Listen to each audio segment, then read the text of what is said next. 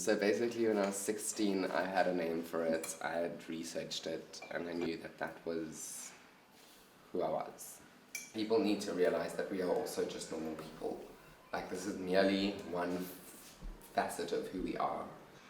I've realized within myself I'm a woman first and a transsexual second. Like, I will never denounce my transsexuality, it's something I'm proud of.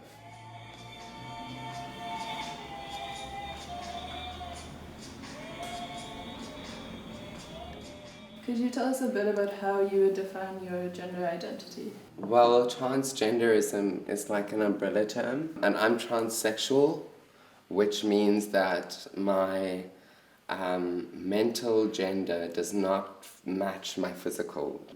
I always knew that there was something wrong. Obviously, when you're like 4 or 5, you don't know the terms for it. Well, I assumed that I was like gay, maybe, because like I was into dudes, but I didn't feel like a dude.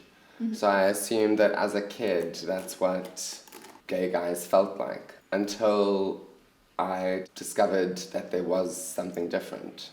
But then probably 16 was when I did proper research and then came out to my parents. I actually came out to them twice. Okay. I told them that I was gay first, because that's what I thought.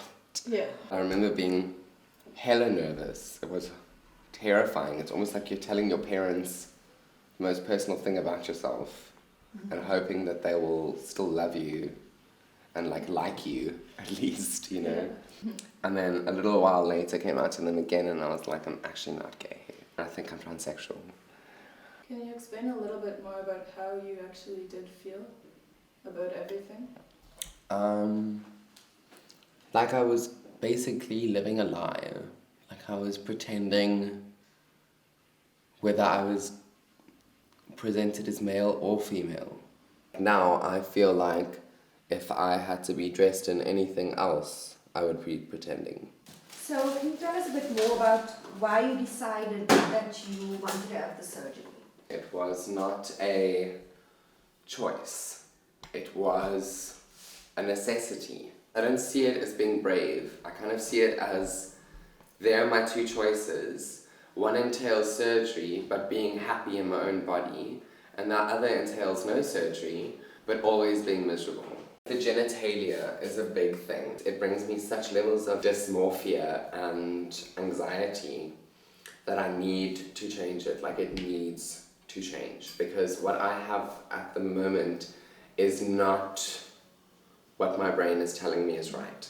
It would be nice to have a normal relationship, you know?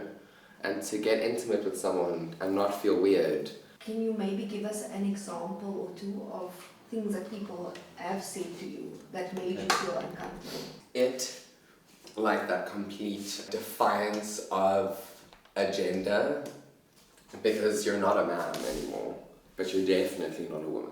People view us as a freak show of physicality, therefore we must be a freak show of mentality.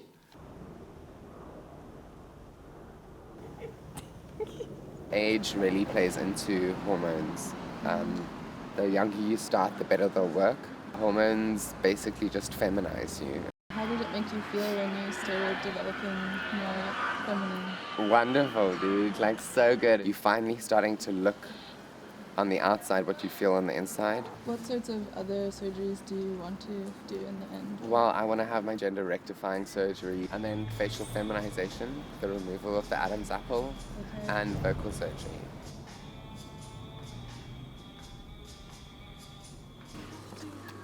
Hey! How are you guys? Good, how are you? Good. Oh, I feel like I'm celebrity. What are you wearing? Myself.